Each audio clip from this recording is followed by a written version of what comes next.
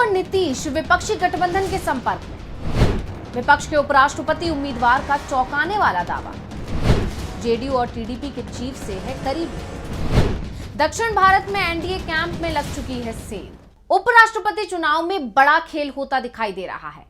BJP जो पहले ये मानकर चल रही थी कि उसका उम्मीदवार यानी कि सीपी राधाकृष्णन आसानी से चुनाव जीत जाएंगे, विपक्ष को उम्मीदवार भी नहीं मिलेगा और यही कारण है कि बीजेपी की तरफ से पहले उम्मीदवार के नाम का ऐलान किया गया, जबकि बीजेपी अक्सर ऐसा नहीं करती है। हालांकि बाद में विपक्ष से संपर्क कर सर्वसम्मति बनाने की अब बात भी कही गई, लेकिन जैसे ही राधाकृष्णन का नाम सामने आया, विपक्ष ने भी साफ कर दिया कि वो अपना उम्मीदवार जरूर उतारेगा और उसे जिताकर भी दिखाएगा। इसीलिए विपक्ष की तरफ से वी सुदर्शन रेड्डी को अपना उम्मीदवार बनाया गया और विपक्ष का उम्मीदवार उनको बनाकर एनडीए के अंदर सेंधमारी की तैयारी की गई। और ये दावे भी लगातार किए जा रहे थे कि विपक्ष एक ऐसा उम्मीदवार इस बार चुनने की फिराक में है जिससे एनडीए में ही टूट फूट हो जाए, और विपक्ष का ये दाव अब कामयाब होता भी दिखाई दे रहा है। रेड्डी के सामने आने के बाद से ही जेडीयू और टीडीपी की बेहद सधी हुई प्रतिक्रिया सामने आई है। तो इंडिया के उपराष्ट्रपति उम्मीदवार सुदर्शन रेड्डी से भी इसे लेकर एक सवाल किया गया कि क्या नीतीश और नायडू की पार्टी के सांसद उन्हें वोट करेंगे। तो रेड्डी ने इस पर चौंकाने वाला खुलासा कर दिया है। उन्होंने संकेत दिया है कि इन दलों के सांसदों का उन्हें वोट मिल सकता है और इसकी बहुत ज्यादा संभावनाएं भी हैं। रेड्डी के बयान के बाद अब बीजेपी अपने सहयोगियों को एकजुट करने की कोशिश में जुट गई है।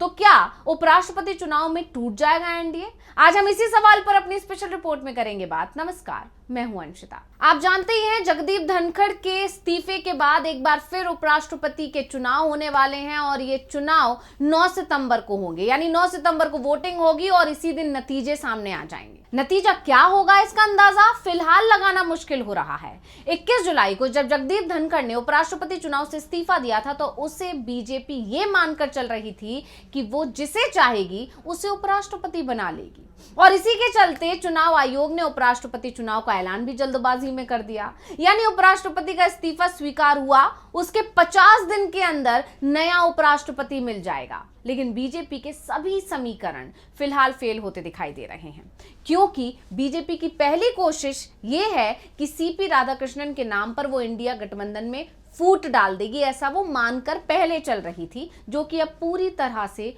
फेल हो गया है। लेकिन इंडिया के उम्मीदवार वी सुदर्शन रेड्डी के मैदान में आने से एनडीए जरूर टूटता हुआ दिखाई दे रहा है। यानी जो सपना बीजेपी सजा रही थी, असल में उसका तो टूटा, लेकिन विपक्ष उसमें कामयाब जरूर होता दिख रहा है। दरअसल इंडिया गठबंधन की तरफ से उपराष्ट्रपति पद के उम्मीदवार सुप्रीम कोर्ट के पूर्व जज जस्टिस वी सुदर्शन रेड्डी से एक सवाल किया गया। उनसे सवाल किया गया था कि क्या आपको लगता है कि गणित आपके पक्ष में है? क्या बहुमत आपके पक्ष में है? क्या आप जीत के लिए लड़ रहे हैं या ये लड़ाई ज्यादा प्रतीकात्मक है? इसके जवाब में जस्टिस रेड्डी ने जो कहा उसने तो सभी को हैरानी में डाल दिया, या कहें कि सभी को चौंका दिया। उन्होंने कहा, मुझे नहीं लगता कि इस मुकाबले में कोई प्रतीकात्मकता है, ये एक गलतफहमी है। संसद में जहां हम पार्टियों की संख्या देखते हैं, वहीं असली मतदाता तो अलग अलग सांसद होते हैं। मैं हर सांसद से मेरी उम्मीदवारी पर विचार करने की अपील करता हूं। राजनीतिक दलों से अपील करने के बजाय मैं हर सांसद से उचित और सोच समझकर फैसला लेने की अपील करता हूं। जस्टिस रेड्डी से एक और सवाल किया गया और दूसरे सवाल में उनसे पूछा गया कि क्या वो जेडीयू और टीडीपी के समर्थन की उम्मीद कर रहे हैं? क्या वो नीतीश कुमार और चंद्रबाबू नायडू से भी समर्थन मांगेंगे? तो उन्होंने जवाब दिया कि नीतीश कुमार और चंद्रबाबू नायडू मुझे अच्छी तरह जानते हैं और मैं भी उन्हें जानता हूं।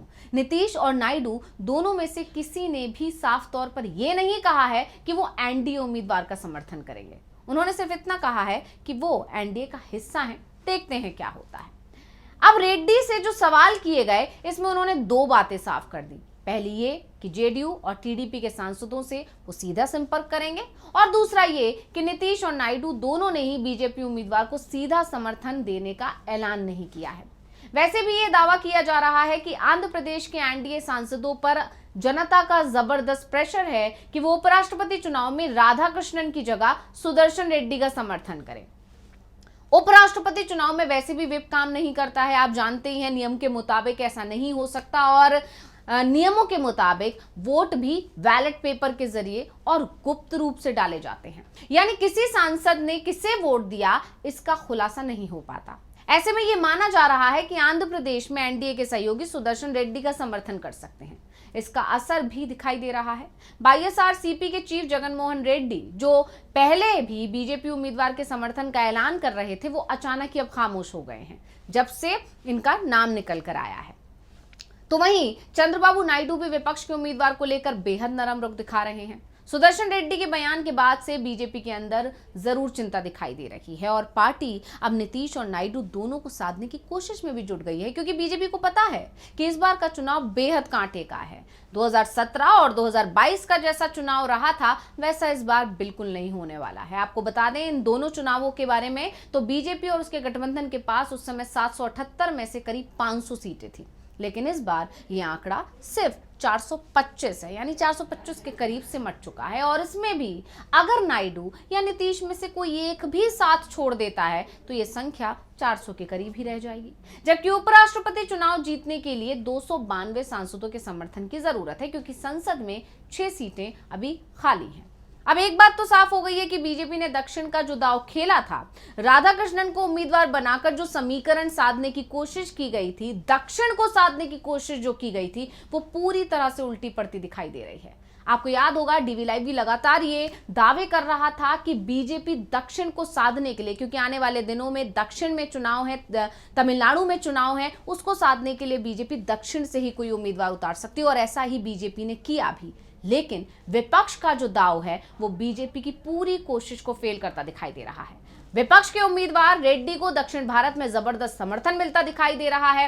ज्यादातर राज्यों के सांसद उनके समर्थन में दिखाई दे रहे हैं। बीजेपी को इसी बात की चिंता दिख रही है कि दक्षिण भारत में उसके सांसद कहीं भी रेड्डी के समर्थन में वोट ना डाल दें। बीजेपी के पास आंध्र और तेलंगाना से 12 सांसद हैं, जिसमें से आंध्र प्रदेश से लोकसभा और राज्यसभा में 2-2 और तेलंगाना से लोकसभा से 8 सांसद शामिल हैं। अगर ये सांसद क्रॉस वोटिंग कर गए तो फिर राधाकृष्णन के हिस्से हार आना तय हो जाएगा और बीजेपी को भी इसी बात का डर लग रहा है। और यही कारण है कि बीजेपी एनडीए को तो एकजुट करने की कोशिश कर रही है, साथ ही अपने सांसदों को भी राधाकृष्णन के समर्थन में वोट डलवाने के लिए उसे मेहनत करनी पड़ रही है। पार्टी की तरफ से अपने सभी सांसदों को 5 सितंबर तक दिल्ली पहुंचने के लिए कहा गया है। बीजेपी की तरफ से सभी सांसदों से कहा गया है कि 6 और 7 सितंबर तक वो दिल्ली में रहें। इस दौरान जो भी कार्यक्रम पार्टी की तरफ से किए जाएंगे उसमें सभी सांसदों का रहना भी जरूरी है। खुद पीएम मोदी सांसदों को एकजुट रखने के लिए कमान संभालेंगे, जिससे संकेत मिल रहा है कि एनडीए कैंप में उपराष्ट्रपति चुनाव को लेकर चिंता बढ़ने लगी है। सहयोगी तो छोड़िए, बीजेपी को अपने ही सांसद जुटाना यहां पर मुश्किल दिखाई दे रहा है। तो स्पेशल रिपोर्ट आपको कैसी लगी हमें कमेंट करके अपनी राय जरूर दीजिएगा। इसी के साथ मुझे दीजिए इजाजत। देखते रहिए डीवी लाइव। नमस्कार।